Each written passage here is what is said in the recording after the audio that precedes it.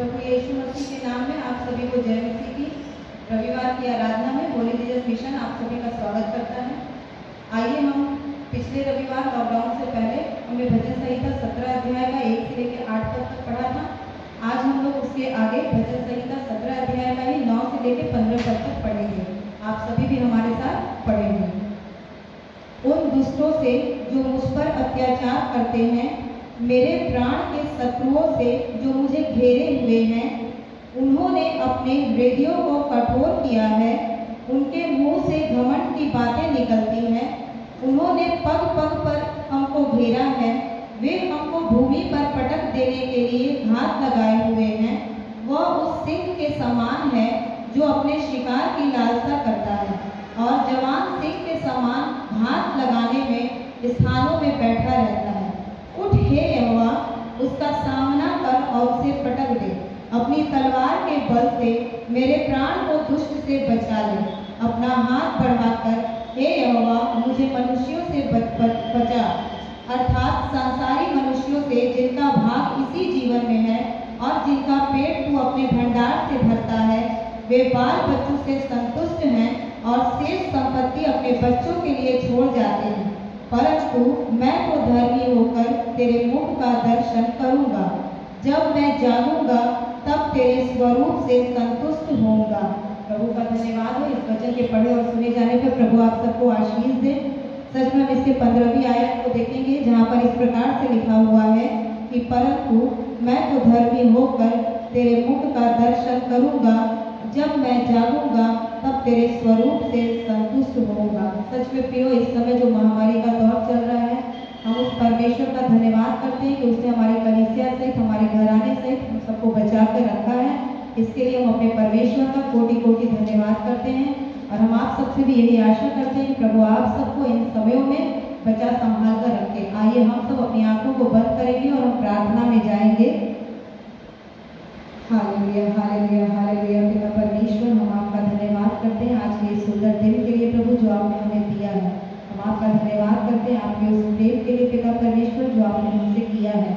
हम आपका धन्यवाद करते हैं प्रभु की सच में जब चारों तरफ पिता परमेश्वर लाशें गिरी हुई हैं पिता परमेश्वर, लोग हाहाकार कर रहे हैं पिता परमेश्वर, तब हम सब घुटनों पर आकर प्रभु आपसे दुहाई दे रहे हैं। और हम जानते हैं प्रभु कि तू अपने उस वचन के अनुसार पिता परमेश्वर की यदि मेरी प्रजा के लोग नम्र और दीन होकर मुझसे प्रार्थना करें तो मैं उनके देश को ज्यों का त्यों कर दूंगा। अपने इस वचन के अनुसार प्रभु हम आज के दिन में आपसे मांगते हैं पिता परमेश्वर कि इस महामारी को प्रभु आप ही नियंत्रित कर सकते हैं और अपने नियंत्रण में इस महामारी को लीजिए पिता परमेश्वर और हमारे देश को पिता परमेश्वर ज्यों का त्यों कर दीजिए पिता परमेश्वर। हम इस देश के लिए प्रभु पश्चाताप करते हैं पिता, इन गुनाहों के लिए हम पश्चाताप करते हैं प्रभु। आप उन सब के गुनाहों को क्षमा करिए पिता परमेश्वर और इस महामारी से प्रभु हमारे लोगों को बचाइए पिता परमेश्वर। जो लोग नाश हो रहे पिता उन तक अपने सुसमाचार को आप लेकर जाइए पिता परमेश्वर, ताकि लोग प्रभु तेरे नाम को जाने प्रभु इस समयों में, इस कठिन परिस्थितियों में वो जाने की केवल एकमात्र स्वर्ग और पृथ्वी के नीचे तू ही यहोवा परमेश्वर है पिता, जो सब कुछ कर सकता है पिता परमेश्वर और इस महामारी से हमें छुड़ा सकता है प्रभु। इसके लिए हम आपका धन्यवाद करते हैं। अपनी कलीसिया सहित हर एक घराने को और एक एक लोगों के जीवन को आपके हाथों में समर्पित करते हैं और ये प्रार्थना करते हैं प्रभु इस महामारी के समय में भय का कारण किसी के पास ना आए पिता परमेश्वर। इस कोरोना संकट से प्रभु आप हमारी कलीसिया और उसके घराने को हर एक जनों को बचा संभाल कर रखिएगा पिता परमेश्वर। हम आपका धन्यवाद करते हैं पिता परमेश्वर और अपनी आराधक प्रीत को प्रभु आपके हाथों में समर्पित करते हैं और ये चाहते हैं पिता परमेश्वर कि जब वो आराधना करे प्रभु तो आत्मा और सच्चाई से होकर करे और पिता परमेश्वर आपको ग्रहण योग्य हो और आपकी महिमा का कारण बने पिता परमेश्वर। हम सब पिता परमेश्वर मिलकर आपके साथ जब आराधना करें प्रभु तो आपके नाम को ऊंचा उठा सके पिता परमेश्वर और आपका गुणानुवाद कर सके। और आने वाले समय में पिता जब हम वचन में जाएंगे पिता तो हम ये प्रार्थना करते हैं प्रभु कि हमारे जीवन को, हमारे हृदयों को इस प्रकार से आप तैयार करिए प्रभु कि हम उस वचन को अपने जीवन में लेकर प्रभु फलदायी वृक्ष के समान प्रभु लहराते हुए आपके राज्य का सुसमाचार लेकर प्रभु आगे बढ़ने पाए। अपने दास को पिता हम तेरे हाथों में समर्पित करते हैं और ये प्रार्थना करते हैं कि दास को प्रभु तू संभाल पिता परमेश्वर, जो कुछ भी बोले पवित्र आत्मा आप में होकर बोले, आपके साथ होकर बोले, ताकि प्रभु जो कुछ भी हमारे मध्य में बोया जाता है पिता परमेश्वर वो फलवंत हो सके। और जितने लोग भी पिता परमेश्वर ऑनलाइन के माध्यम से जब इस प्रचार को सुनते हैं पिता परमेश्वर, इस आराधना में सम्मिलित होते हैं पिता परमेश्वर, उन सब का जीवन पिता परमेश्वर आशीषित होने पाए पिता परमेश्वर। और और जो लोग पिता तुझे नहीं जानते पिता उन तक भी प्रभु ये बातें पहुंचने पाए पिता परमेश्वर। जो बातें प्रभु तूने अपने बाइबल में लिख कर प्रभु हम तक पहुंचाई है पिता, सब एक जीवन पिता परमेश्वर आप में आशीषित हो, आपका उद्धार पाए और हर एक संकट और बीमारियों से पिता परमेश्वर आजाद किए जाए पिता परमेश्वर। हम आपका धन्यवाद करते हैं और हम सब मिलकर प्रभु उस अनंत जीवन के लिए पिता परमेश्वर प्रयास करने पाए जो आपने हमें कहा है कि जो कोई पुत्र पर विश्वास करेगा वो नाश ना होगा परंतु अनंत जीवन पाएगा। तो हम उस अनंत जीवन को पिता परमेश्वर अपने जीवन में प्राप्त करने पाए पिता परमेश्वर, और हर एक व्यक्ति पिता उस अनंत जीवन के मार्ग पर जाने पाए पिता परमेश्वर। हर एक बातों के लिए प्रभु हम आपका धन्यवाद करते हैं, सब कुछ आपके हाथ में समर्पित करते हुए मसीह यीशु के नाम में इस प्रार्थना को मांगते हैं, आमीन।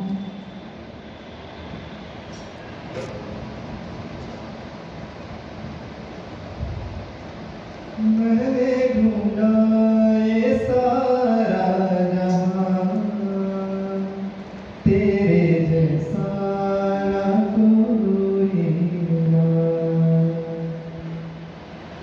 मैंने ढूंढा ये सारा जहां, तेरे जैसा ना कोई मिला। जैसा तूने किया है क्षमा, तेरे जैसा ना कोई मिला।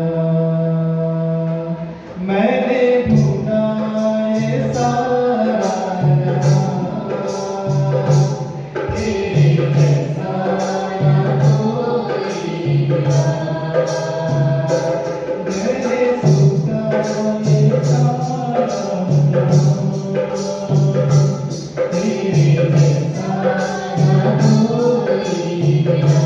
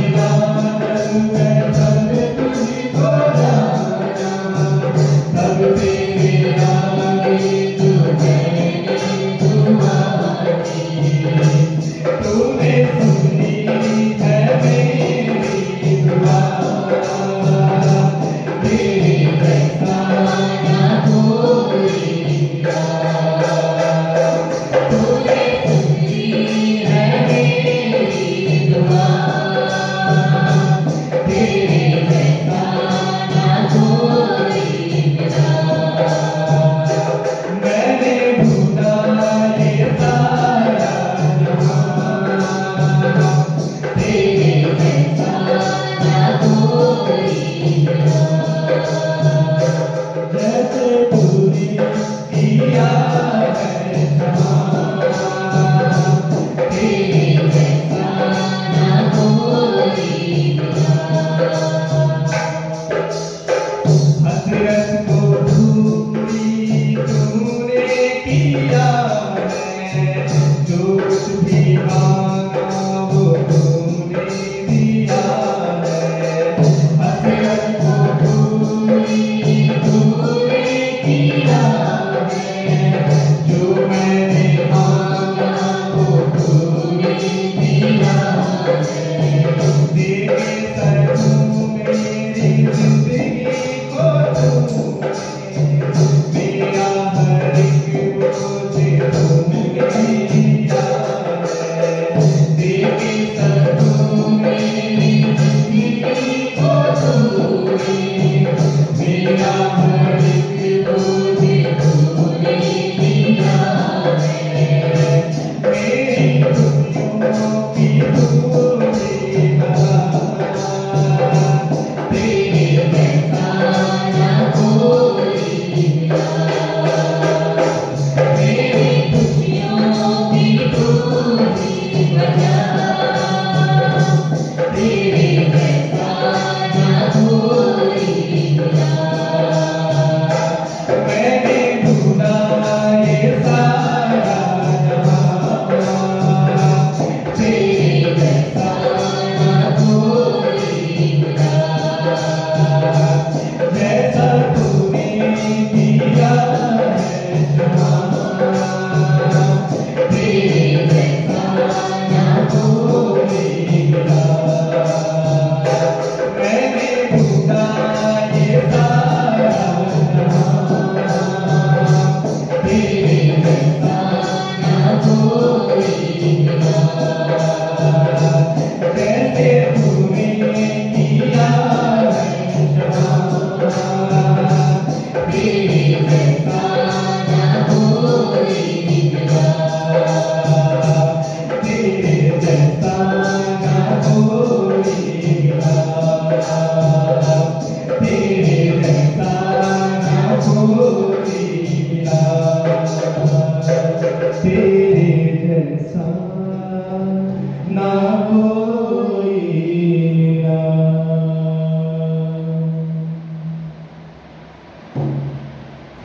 हालेलुया। हर एक ज़मीर की ऊंची आवाज में प्रभु की महिमा करें, उस महापवित्र परमेश्वर की आराधना करें।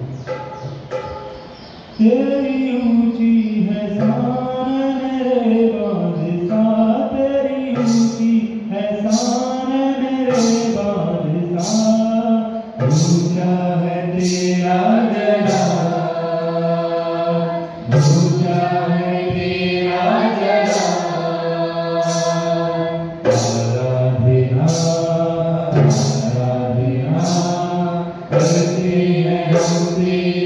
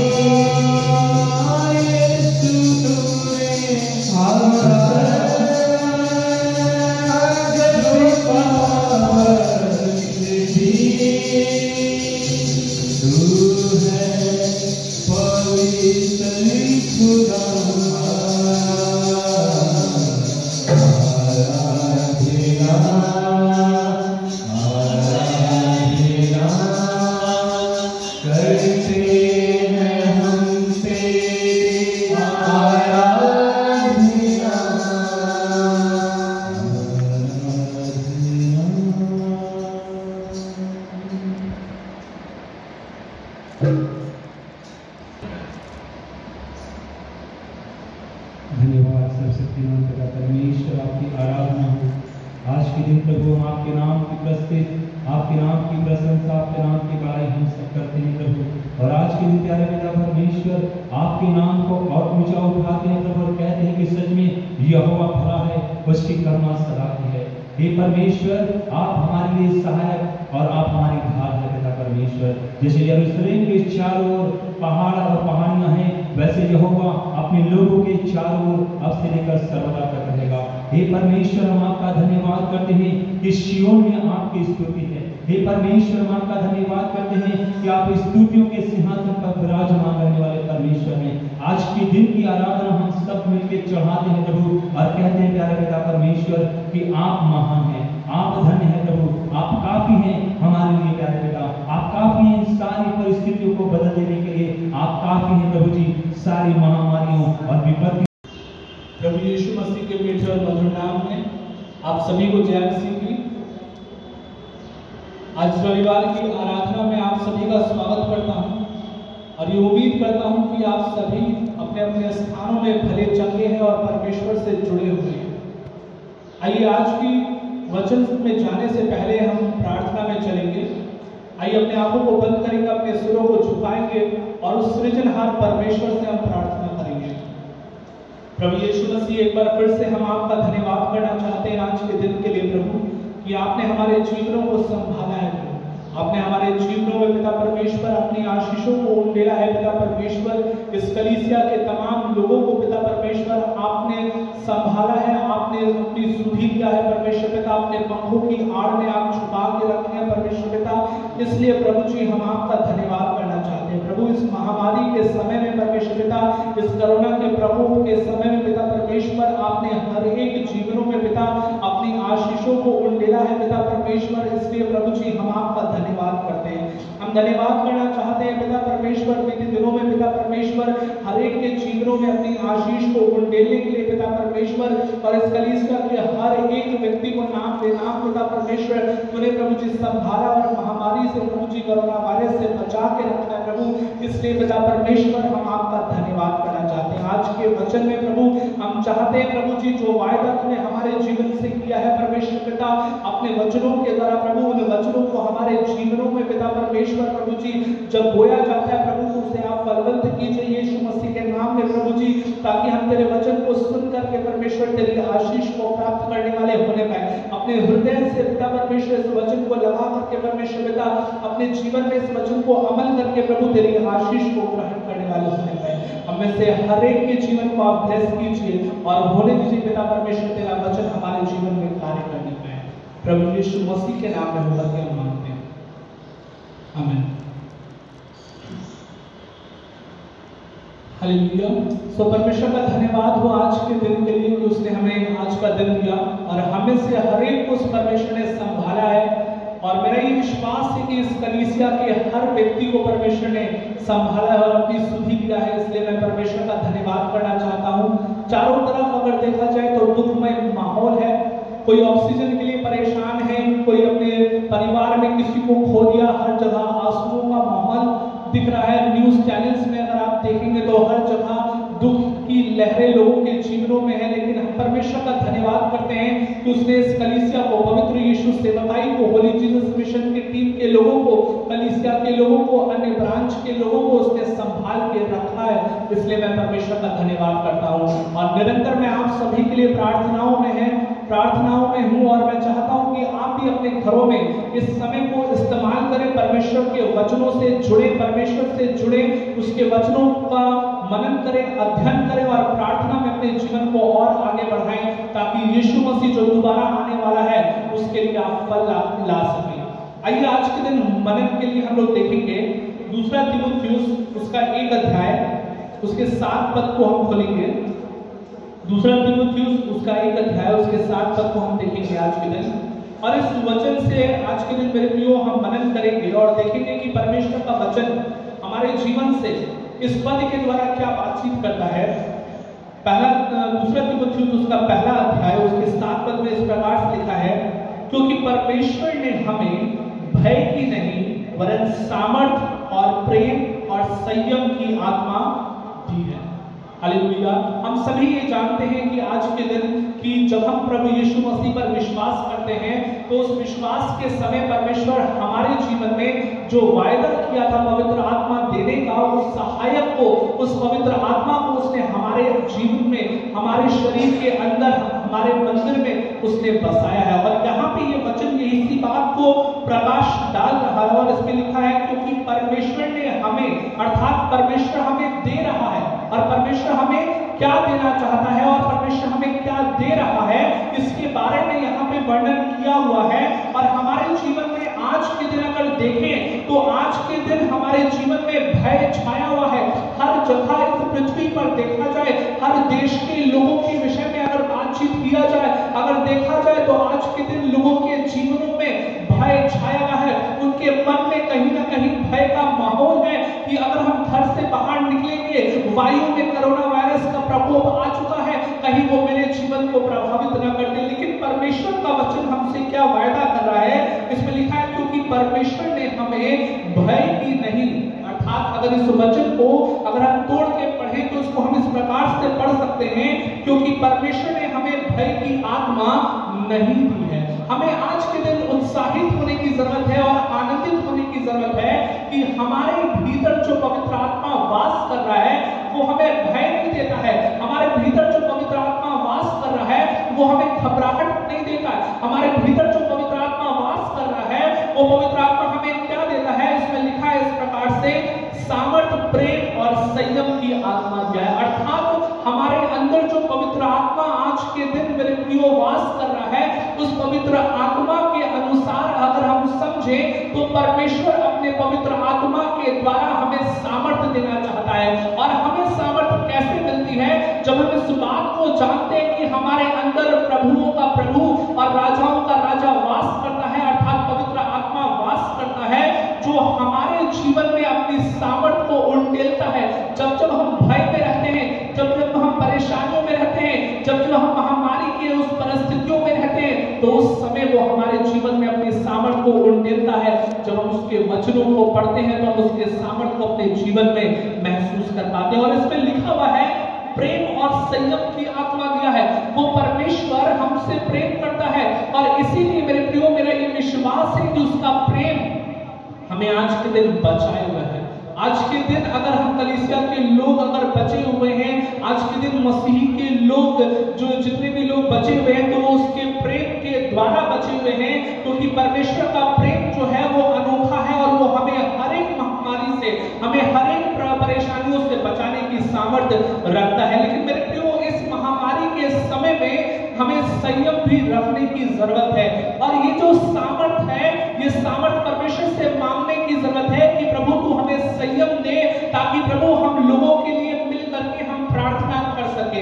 कई बार हमारे जीवन में हम अपने जीवन में धैर्य को खो देते हैं, लेकिन परमेश्वर ने जो हमें आत्मा दिया है, अगर आज के दिन हम परेशान भी हैं, अगर आज के दिन हमारे जीवन में कोई कमी भी है, कोई घटी भी है, तो हमें आज के दिन इस बात को जानने की जरूरत है कि परमेश्वर ने हमें संयम का आत्मा दिया है, लेकिन हमें अपने जीवन की परिस्थितियों में भय में बिताने की जरूरत नहीं है। क्योंकि जहां भय है वहां सामर्थ्य नहीं है, जहां भय है वहां प्रेम नहीं है, जहां भय है वहां संयम नहीं है। अगर हमारे जीवन में संयम है तो हम इस बात से कह सकते हैं कि हमारे अंदर भय की आत्मा नहीं है, हमारे अंदर विश्वास जो परमेश्वर ने अपनी आत्मा के द्वारा दिया है वो विश्वास हमारे जीवन में। मेरे प्रियो मैं ये बातें आपको क्यों समझा रहा हूं आज के दिन, मैं ये बातें आपके जीवन के सामने आपके सम्मुख क्यों लेकर के आया और इस बात पर क्यों प्रकाश डाला, क्योंकि मेरा ये विश्वास है और मैं ये जानता हूं कि ये विश्वास आपका भी होगा कि हमारा जो परमेश्वर है वो चंगा करने वाला परमेश्वर है। आइए उसके विषय में अगर हम देखेंगे निर्गमन उसका 15 अध्याय, निर्गमन उसका 15 अध्याय हम देखने पाएंगे आज के दिन कि हमारा परमेश्वर जो है वो हमारा कैसा चंगा करने वाला परमेश्वर है। और यहाँ पे परमेश्वर मूसा के द्वारा बातचीत कर रहा है। यहाँ पे लिखा हुआ है निर्गमन उसका 15 अध्याय उसके 26 पद में इस प्रकार से लिखा हुआ है, निर्गमन 15 अध्याय 26 पद, यदि तू अपने परमेश्वर यहोवा का वचन तन मन से सुने और जो उसकी दृष्टि में ठीक है वही करे और उसकी आज्ञाओं पर कान लगाए और उसकी सब विधियों को माने। तो जितने रोग मैंने मिस्रियों पर भेजे हैं उनमें से एक भी तुझ पर ना भेजूंगा, क्योंकि मैं तुम्हारा चंगा करने वाला परमेश्वर यहोवा। हालेलुया। यहाँ पे परमेश्वर क्या कर रहा है? एक वायदा कर रहा है, और वो वायदा क्या है कि हमारा परमेश्वर जो है वो कैसा परमेश्वर है?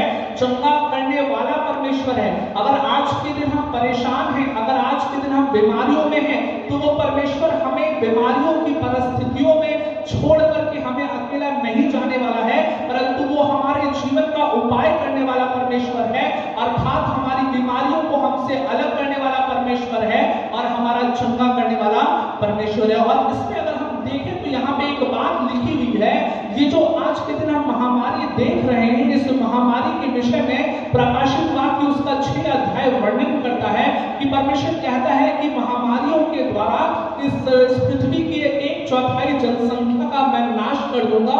और ये जो आज के दिन हम प्रकोप देख रहे हैं वायरस के द्वारा, ये परमेश्वर के क्रोध को प्रकट करता है। कहीं ना कहीं लोगों के जीवन में आज्ञाकारिता नहीं रही है, कहीं ना कहीं लोग परमेश्वर को, लोग ईश्वर को नहीं ढूंढ रहे हैं और अपने जीवन में अपने मन के अनुसार अपना जीवन व्यतीत कर रहे हैं। और इसीलिए इस महामारी को हम आज के दिन भयानक तरीके से अपने जीवन में सामना इसका कर रहे हैं। लेकिन परमेश्वर का वायदा था, परमेश्वर कह रहा है यहाँ पे, यदि तू अपने परमेश्वर यहोवा का वचन तन मन से सुने। हम विश्वासियों के लिए एक सीख है। आज के दिन अन्य जातियों में देखा जाए तो ये महामारी की बीमारी चरम सीमा पर पहुंच गई है, लेकिन हमें अपने जीवन में इस बात को, मैं आपको शिक्षा देना चाहता हूं कि यदि हम अपने जीवन में परमेश्वर का वचन तन मन से सुने और जो कुछ उसकी दृष्टि में वही करे और उसकी आज्ञाओं पर कान लगाए। परमेश्वर चाहता है कि उसके जो लोग हैं उसकी बातों को केवल अपने कानों से ना सुने, परंतु उसमें लिखा है वचनों को तन मन से सुने, अर्थात अपने मन में उस वचन को ग्रहण करें। मेरे प्रियो, अपने जीवन में सोचिए एक बार कि आप परमेश्वर के वचन को सुन रहे हैं या आप परमेश्वर के वचन को सुन करके उसको भूल जा रहे हैं। आप क्या परमेश्वर के वचन पर अपना मन लगा रहे हैं या अपने जीवन में उस वचन को सुन करके आप इग्नोर करते रहे हैं और अपने अनुसार चल रहे हैं? लेकिन हमारा परमेश्वर का जो स्वभाव है, हमारे परमेश्वर की जो उम्मीद है, हमारे परमेश्वर की जो सोच है हमारे लिए, वो ये है कि हम उसके वचन को केवल सुने ना, परंतु यहाँ पे लिखा है तन मन से सुने। और उसके आगे लिखा है जो कुछ उसकी दृष्टि में ठीक है वही करें। अपने जीवन को आज के दिन जांचिए। ये जो आपको समय मिला है आज के दिन, और आप अब जो वीकेंड्स में लॉकडाउन लगा हुआ है, इस वीकेंड लॉकडाउन में हमें अपने जीवन में अपने परिवारों के साथ मिलकर के प्रार्थनाओं में बैठने की जरूरत है और उस परमेश्वर से पूछने की जरूरत है कि प्रभु जो हम कर रहे हैं आज के दिन, क्या आपकी दृष्टि में उचित है? क्योंकि वचन यहाँ कह रहा है जो उसकी दृष्टि में ठीक है वही करे। अगर परमेश्वर इस बात को हमारे लोगों से और वचन के माध्यम के द्वारा अगर बोल रहा है, तो कहीं ना कहीं कुछ ऐसी बातें उसने अपने लोगों के जीवनों में पाई है जो वचन के अनुसार नहीं है और जो उसकी दृष्टि में ठीक नहीं है। मेरे प्रियो, इस बात पे हमें जोर देने की जरूरत है और इस बात को समझने की जरूरत है। हम विश्वासी हैं, बहुत अच्छी बात है, लेकिन क्या हमारा जो विश्वास है हमारे कर्मों में प्रकट हो रहा है, भले कामों के द्वारा, या हमारे कर्मों में अपनी इच्छा को पूरा करना प्रकट हो रहा है? इस बात को हमें समझने की जरूरत है। और इसमें लिखा है और उसकी आज्ञाओं पर कान लगाए और उसकी सब विधियों को माने।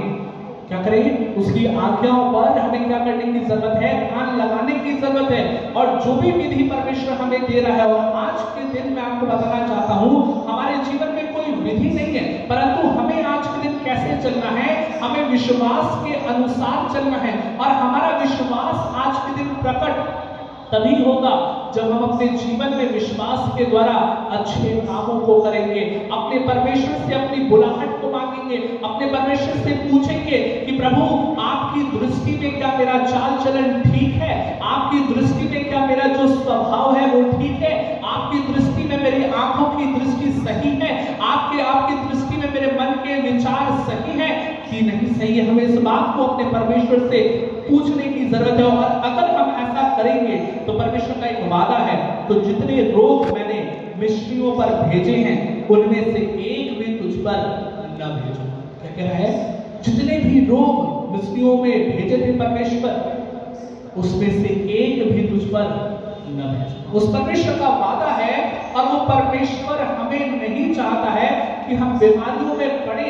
वो परमेश्वर नहीं चाहता है कि हम आज के दिन महामारी को झेलें। वो परमेश्वर नहीं चाहता है कि कोई भी वायरस हमारे शरीर को, हमारे मंदिर को क्या करे, हानि पहुंचाए। लेकिन परमेश्वर क्या चाहता है कि हम अपने वचनों को जो परमेश्वर ने हमें दिया है उसको तन मन से माने। मेरे प्रियो, हमारे जीवन में दो बातें हो सकती है, या तो हम परमेश्वर के वचन को मान सकते हैं, और अगर हम परमेश्वर के वचन को नहीं मानेंगे तो हो सकता है कि हम अपने जीवन में इन परेशानियों को, जिसके बारे में यहाँ पर वर्णन है, जो परमेश्वर मिस्रियों के लिए कह रहा है, वो हमारे जीवन में आए, क्योंकि हमने अपने परमेश्वर के वचन को सही रीति से नहीं माना। और आखिर में यहाँ पे लिखा हुआ है, क्योंकि मैं तुम्हारा चंगा करने वाला परमेश्वर यहोवा हूं। और ये बातें मेरे प्रियो इसलिए लिखी हुई है कि अगर हमारे जीवन में वचन का पालन नहीं होता है, अगर हम अपने जीवन को वचन के अनुसार नहीं चलते हैं, तब भी हमारे जीवन में परमेश्वर हमें एक मौका देना चाहता है और वो कहना चाहता है कि जब तुम बीमारियों में पड़ने जाओगे तब भी मैं तुम्हारे जीवन को चंगा कर सकता हूं, और इसीलिए मैं तुम्हारा चंगा करने वाला परमेश्वर हूं। लेकिन मेरे प्रियो, हमें आज के दिन इस बात को समझने की जरूरत है कि ये जो अवसर हमें मिला है, ये जो टाइम हमें मिला है, इस टाइम में हमें बीमारियों में पड़ने की जरूरत नहीं है, परंतु ये जो समय है, इस समय हमें अपने हाथों को स्वर्ग की ओर उठाने की जरूरत है, जिससे हम परमेश्वर से प्रार्थना करें और लोगों को जो बीमारी की बिस्तर में पड़े हैं उनको हम बीमारी के बिस्तर से उठाने की प्रार्थना करें। क्योंकि मेरा ये विश्वास है कि प्रार्थना में सामर्थ्य, हमें अपने परमेश्वर से प्रार्थना करने की जरूरत है कि क्या हम आज के दिन अपने जीवन में वचन को मानने की जरूरत है, और इस अधिकार को कि परमेश्वर हमारा चंगा करने वाला परमेश्वर है, इस अधिकार को हमें अन्य जातियों के लिए इस्तेमाल करने की जरूरत है, जो बीमारियों में पड़े हैं उनके लिए इस्तेमाल करने की जरूरत है, ताकि जब हम उनके लिए प्रार्थनाएं करें तो वो अपनी बीमारियों के बिस्तर को छोड़ करके खड़े होने पाए और अपने परमेश्वर के नाम की महिमा, जो हमारा परमेश्वर है उसके नाम की महिमा अपने जुबानों से करने पाए। क्योंकि इस पृथ्वी के ऊपर और आकाश के नीचे कोई दूसरा नाम नहीं जिसके द्वारा हमें उद्धार मिल सकता है। हमें आज के दिन इस अधिकार को इस्तेमाल करने की जरूरत है, हमें परमेश्वर के वचनों को मानने की जरूरत है और वचनों के अनुसार परमेश्वर से प्रार्थना करने की जरूरत है। वो हमें तो बचाएगा, लेकिन हमें बचाने के साथ हमारी प्रार्थनाओं के द्वारा दूसरों को बीमारियों के बिस्तरों से उठा करके खड़ा भी करेगा। आमीन। क्या विश्वास करते हैं इस बात को?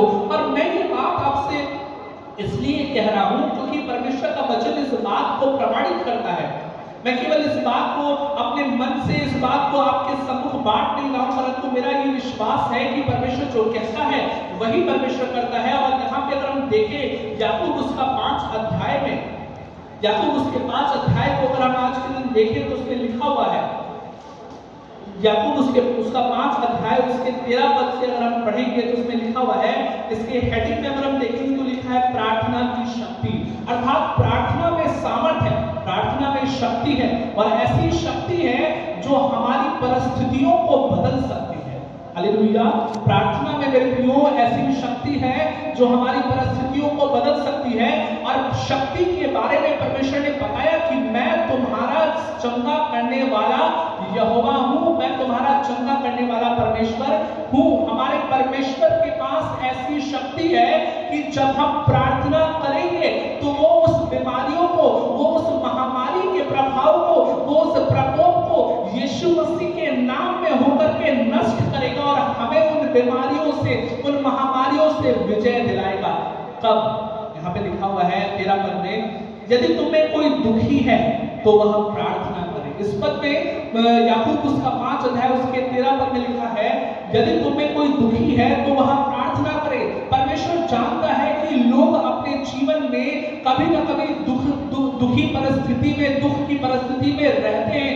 और आज का समय देखा जाए तो अगर मैं न्यूज चैनल देख रहा था, दिल्ली में 32% लोग जो है वो कोरोना से प्रभावित हो चुके हैं। तो इस परिस्थिति में देखा जाए तो कम से कम 30-35% लोग जो हैं वो दुखी हैं अपने जीवन में।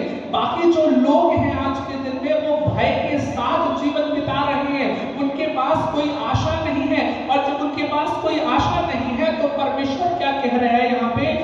वचन के द्वारा, तो वह प्रार्थना करें। आज के दिन हमें इस बात को समझने की जरूरत है कि क्या हम प्रार्थना कर रहे हैं, क्या हम अपने जीवन को प्रार्थना में बढ़ा रहे हैं। आप इस बात को भूल जाइए कि आप 15 मिनट प्रार्थना कर रहे हैं तो बहुत बड़ा काम कर ले रहे हैं। मेरे प्रियो, आपको प्रार्थना 15 मिनट करने की जरूरत नहीं है, परंतु मैं ये आज के दिन आपसे कहना चाहता हूं कि अपने परिवारों में चेन प्रेयर्स शुरू करिए और 15 घंटे प्रार्थना कीजिए।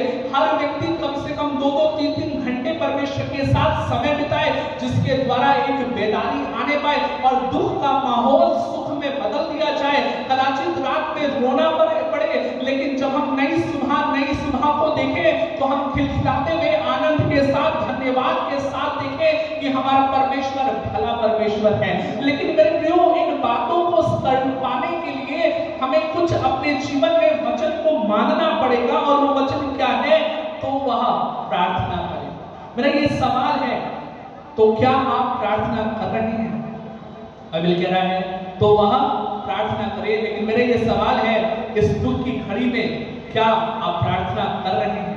और अगर नहीं कर रहे हैं तो अपने जीवन में प्रार्थनाओं को शुरू कीजिए, क्योंकि प्रार्थना एक ऐसा माध्यम है जिसके द्वारा जंग जीत लिया जा सकता है, जिसके द्वारा दुनिया का कोई भी जंग, आप अपने जीवन का जंग जीत सकते हैं। चाहे वो महामारी हो, चाहे वो दुनिया की कितनी भी बड़ी से बड़ी परेशानी हो, चाहे वो कितना बड़ा सा बड़ा पहाड़ हो, प्रार्थनाओं के द्वारा परमेश्वर कार्य करता है और परमेश्वर के लिए कुछ भी असंभव नहीं। और हमने देखा कि हमारा परमेश्वर चंगा करने वाला परमेश्वर, और जब परमेश्वर का वचन कह रहा है कि चंगा करने वाला परमेश्वर हूं, तो वो हर बीमारी को हमारे जीवन से अलग करके हमें चंगा कर सकता है। और उसमें लिखा हुआ है, आगे अगर हम देखेंगे, यदि तुम में कोई दुखी हो तो वह प्रार्थना करे, यदि आनंदित हो तो वह स्तुति के भजन गाए। हम में से कई सारे लोग, मुझे ये बात मालूम है और अपने जीवन में मैं इस बात का अनुभव करता हूं कि कई सारे लोग आज के दिन आनंदित भी हैं, और आनंदित इसलिए हैं क्योंकि उनके घर में न तो किसी व्यक्ति को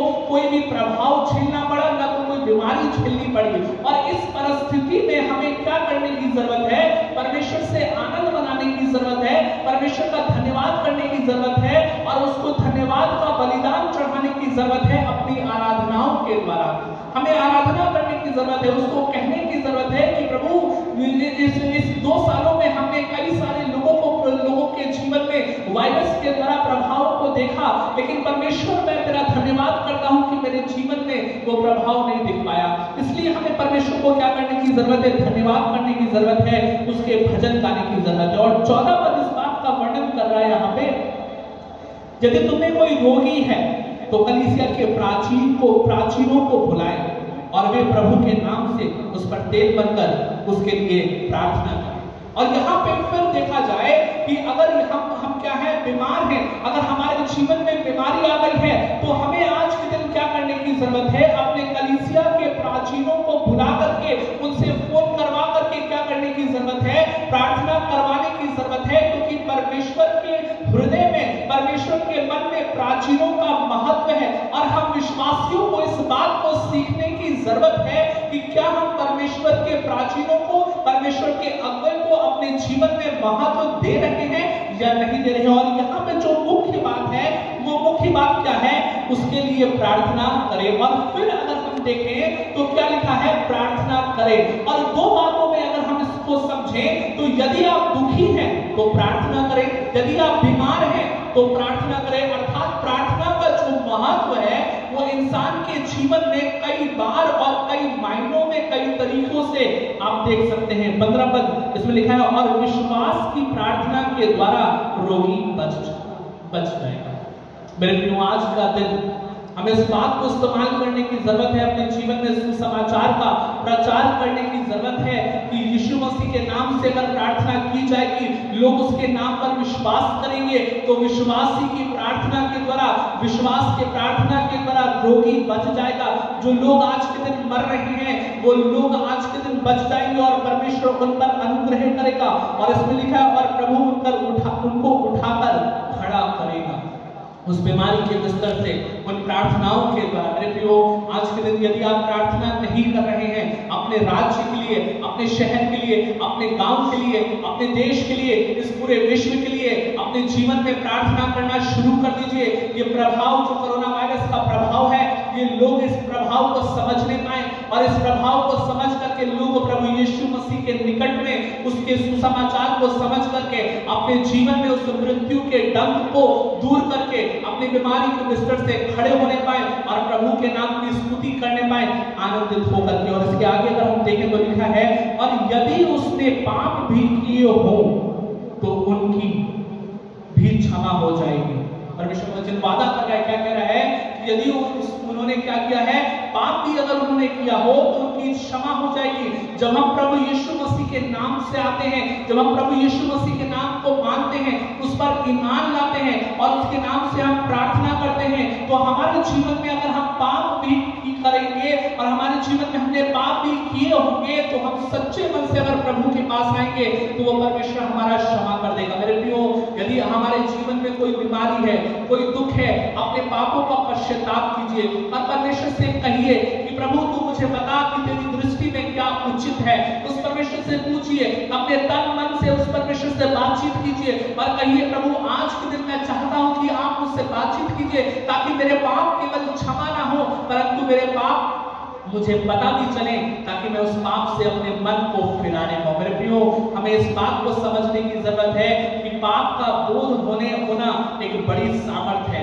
जब इंसान को अपने जीवन में पाप का पता चल जाता है तो वो परमेश्वर के नाम को धन्यवाद करता है और इस पाप से फिरने के लिए प्रार्थनाएं करता है। और 16 पद इसमें लिखा हुआ है, फिर से चंगाई के विषय में यहाँ पे बातचीत कर रहा है, इसलिए तुम आपस में एक दूसरे के सामने अपने अपने पापों को मान लो और एक दूसरे के लिए प्रार्थना करो जिससे चंगे हो जाओ। और फिर से यहाँ पे देखा जाए तो परमेश्वर का वचन क्या कह रहा है कि अपने अपने पापों को मान लो और एक दूसरे के लिए प्रार्थना करो। मेरे प्रियो, कई बार हमारे जीवन में जो परेशानियां आती हैं, जो दुख आता है, जो मुसीबतें आती हैं, वो इसलिए भी आती है कि हम अपने जीवन में अपने पापों को मानते नहीं, हम स्वीकार नहीं करते, हम अपनी गलतियों को मानते नहीं। और कभी कभी मैंने देखा है लोगों के जीवन में जब वे अपनी गलतियों को स्वीकारते नहीं, उसमें बहानेबाजी करते हैं, तो परमेश्वर की आशीषों को जो परमेश्वर उनको देना चाहता है वो उस आशीषों से वंचित हो जाते हैं। उन आशीषों को जो परमेश्वर उनके जीवन में स्थायी रूप से उंडेलना चाहता है, उन आशीषों से वो दूर हो जाते हैं। मेरे प्रियो, हमें मानने की जरूरत है, अगर हमने परमेश्वर के विरोध में गुनाह किया है तो हमें परमेश्वर से क्षमा मांगने की जरूरत है। यदि हमने लोगों के विरोध में गुनाह किया है तो हमें उनको जाकर के उनसे माफी मांगने की जरूरत है। और जब हम लोगों से क्षमा मांगेंगे, हम अपने परमेश्वर के विरोध में गुनाह किए हैं उससे क्षमा मांगेंगे तो हम चंगे हो जाएंगे। क्षमा मांगने में चंगाई की सामर्थ है, लेकिन हमें इस बात को समझने की जरूरत है कि क्या हम अपने गुनाहों को मान रहे हैं। क्या जब आपके बड़े आपको सिखाते हैं, जब आपके अगुवे आपको सिखाते हैं तो आप उनकी बातों को समझते हैं? हमें इस बात को समझने की जरूरत है कि अपने अपने पापों को मान लो। परमेश्वर क्या कह रहा है? एक दूसरे के सामने लिखा है, अगर इस वचन को पूरा पढ़ेंगे तो लिखा है, इसलिए तुम आपस में एक दूसरे के सामने अपने अपने पापों को मान लो। एक अगर व्यक्ति के विरोध में हमने पाप किया है तो उनके सामने हमें क्या करने की जरूरत है? आमने सामने होकर, फेस टू फेस होकर के हमें अपने गुनाहों को मानने की जरूरत है। उनके तक मैसेज कन्वे करने की जरूरत है कि हाँ, मैंने आपके विरोध में ये गलत बातें की है। और जब हम ऐसा करेंगे तो परमेश्वर हमें सामर्थ्य देगा और वो सामर्थ्य हमारे जीवन में इस प्रकार से होगा कि कोई महामारी हमें स्पर्श नहीं करेगी। और इसमें लिखा है, जिससे तुम चंगे हो जाओ। हमारे जीवन में जब हम अपने जीवन के गुनाहों को कबूल लेते हैं तो परमेश्वर हमारे जीवन को चंगा करता है। हालेलुया। मेरे प्रियो, इस नियम को, इस बात को, इस भेद की बात को हमें समझने की जरूरत है। और अगर इसी के आगे देखें तो उसमें लिखा है कि धर्मी जन की प्रार्थना के प्रभाव से बहुत कुछ हो सकता है। और इंसान, एक व्यक्ति, एक विश्वासी धर्मी कैसे बनता है? क्या वो अपने भले कामों के द्वारा धर्मी बनता है? नहीं, वो अपने विश्वास के द्वारा धर्मी बनता है। और जब मैं ये कह रहा हूं कि विश्वास के द्वारा धर्मी बनता है तो उसका विश्वास उसके भले काम का प्रमाण है। मेरे प्रियो, जब हम भले काम करते हैं तो इसका मतलब ये होता है कि हाँ, हम सच में यीशु मसीह पर विश्वास करते हैं और जो वचन मैंने आपको बताया कि एक दूसरे के सामने अपने अपने अपराधों को मान लो, इसका मतलब ये है कि अगर हम विश्वास करके इस वचन पर विश्वास करके अपने अपराधों को मानेंगे तो निश्चित तौर से हम चंगे होंगे और परमेश्वर जो चंगा करने वाला परमेश्वर है हमारी प्रार्थनाओं के द्वारा औरों को भी चंगा करेगा। यदि हम विश्वास करेंगे कि यदि तुम दुखी हो तो प्रार्थना करो, अगर हम अपने दुख के समय प्रार्थना करेंगे तो निश्चित तौर पर परमेश्वर हमारे विश्वास की प्रार्थना के द्वारा रोगी को खड़ा करेगा और रोगी के प्राण को बचा लेगा। मेरे प्रियो, आज के दिन हम विश्वासी समुदाय को, विश्वासी समाज को आज के दिन प्रार्थना करने की जरूरत है, अपने जीवन को प्रार्थना में बिताने की जरूरत है।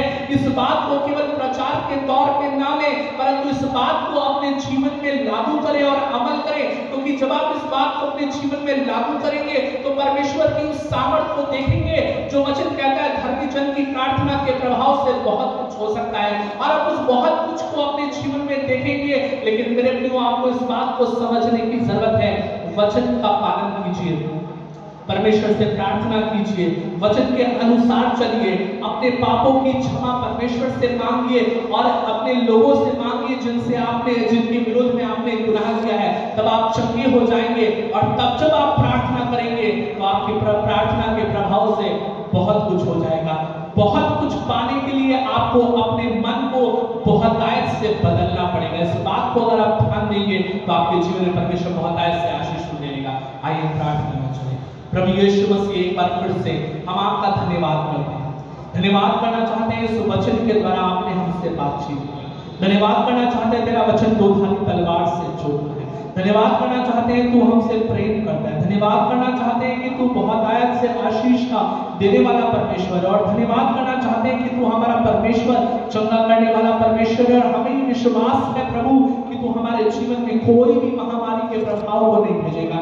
इस पूरी कलीसिया के लिए मैं तुझसे प्रार्थना करता हूँ प्रभु, जितने भी लोग बीमार हैं, परेशान हैं परमेश्वर पिता, हम विनती करते हैं यीशु मसीह के नाम में पिता परमेश्वर पूरी रीति से प्रभु जी चंगाई पाने पाए और बीमारी का कोई प्रकोप, महामारी का कोई प्रकोप किसी के जीवन में हावी ना होने पाए परमेश्वर पिता। जितने भी विश्वासी लोग हैं प्रभु, जितने भी तेरे दास लोग हैं परमेश्वर पिता, जितने भी तेरे सेवक लोग हैं परमेश्वर पिता, उनके परिवारों को परमेश्वर पिता, हर विश्वासियों को पिता परमेश्वर तेरे हाथों में देते हैं प्रभु। और हम खास तौर से प्रार्थना करते हैं उन हर एक को प्रभु जी इस बीमारी के प्रकोप से, इस महामारी के प्रकोप से आप बचा करके सुरक्षित रखिए प्रभु। अन्य पिता परमेश्वर हम प्रार्थना करते हैं जितने भी अन्य लोग हैं परमेश्वर पिता जो इस महामारी से प्रभु जी पीड़ित हैं, ग्रसित हैं परमेश्वर पिता, हमारे जीवन का आप इस्तेमाल कीजिए पिता परमेश्वर, ताकि प्रभु यीशु मसीह के नाम में हम अपने जीवन से तेरे नाम का सुसमाचार जो तूने 2000 वर्ष पूर्व कलवरी क्रूस पर प्रभु जी हम पापियों के लिए बलिदान होकर के किया प्रभु, उन बातों को, संदेश की बातों को हम लोगों तक पहुंचाने पाए परमेश्वर पिता। हमें बुद्धि दीजिए, हमारे जीवन में प्रभु सामर्थ्य दीजिए पिता परमेश्वर, ताकि परमेश्वर पिता हम तेरे सुसमाचार को फैलाने वाले होने पाए और जितने लोग इस बात को ग्रहण करें उनके जीवन में छुटकारा, उद्धार और चंगाई आने पाए, वो प्रभु अपनी बीमारी के बिस्तर से खड़े होने पाए प्रभु। प्रार्थना करते हैं पिता अपने देश के लिए पिता परमेश्वर, और विनती करते हैं प्रभु हमारे देश की स्थिति प्रभु जी जो विकट होती जा रही है, दिन प्रतिदिन जो केसेस बढ़ता जा रहा है प्रभु, उसमें प्रभु जी आप मदद और अगुवाई कीजिए, होने दीजिए यीशु मसीह के नाम में पिता परमेश्वर। जितने भी लोग आज के दिन प्रभावित हो रहे हैं प्रभु, उनके जीवन में बुद्धि दीजिए पिता परमेश्वर और उनको प्रभु जी इस प्रकोप से बचाइए, इस देश की स्तुति कीजिए पिता परमेश्वर प्रभु, क्योंकि आप कहते हैं पिता परमेश्वर यदि मेरी प्रजा के लोग नम्र होकर, दीन होकर के, अपनी बुरी चाल से फिर करके मेरे मुख का, मेरे दर्शन का खोजी होकर के मुझसे प्रार्थना करेंगे तो मैं वो देश को ज्यों का त्यों कर दूंगा प्रभु। प्रार्थना करते हैं आज के दिन हमारे देश की तू स्तुति दे, हमारे देश को तू बचा प्रभु जी, हमारे देश के मंत्रियों को बुद्धि दे परमेश्वर पिता, डॉक्टर्स को हिलाओ दे परमेश्वर पिता, सारी फैसिलिटीज को परमेश्वर पिता आप नियुक्त कीजिए, सारी जरूरतों को आप पूरा कीजिए ताकि तेरा नाम महिमा पाए।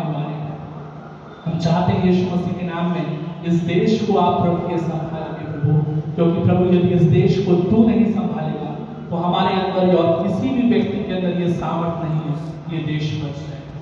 कलीसिया के तमाम लोगों को ब्लेस कीजिए, हर एक के जीवन के साथ होइए और जल्द से जल्द प्रभु जी ये देश में प्रभु जी जैसे इजराइल में आपने कार्य किया वैसा ही कार्य प्रभु यहाँ पे कीजिए कि मास्क लगाने की जरूरत ना पड़े, ये देश कोरोना फ्री होने पाए। कलीसिया के लोगों को ब्लेस कीजिए, हर एक के आर्थिक समस्याओं को आशीषित कीजिए, ब्लेस कीजिए, छुटकारा दीजिए। जो लोग दुष्ट आत्मा से ग्रसित हैं उनको चंगा कीजिए, छुटकारा दीजिए। बीमारी से जो ग्रसित हैं उनको आजाद कीजिए, और जो भी नाना प्रकार की परेशानियां लोगों के जीवन में उनको चंगा कीजिए। हर एक को प्रार्थना योद्धा बनाइए और अपने वचन से मजबूत कीजिए। Bless everybody in the name of Jesus Christ. अब हमारे पिता परमेश्वर का प्रेम, यीशु मसीह का अनुग्रह, पवित्र आत्मा की संगति और सहभागिता अब से लेकर हमारे जीवन में सदा काल तक बने। यीशु के आप सभी को जय मसीह की। आपसे मैं निवेदन करूंगा कि जो भी कोरोना वायरस के नियम हैं उनको पालन करें। घर से बाहर जब निकलें तो मास्क जरूर लगा के निकलें, सैनिटाइज करें अपने बॉडी को, अपने हाथ को प्रॉपर तरीके से, ताकि कोई भी प्रभाव आपके जीवन में ना आ पाए। आप सभी को प्रभु के नाम में जय मसीह।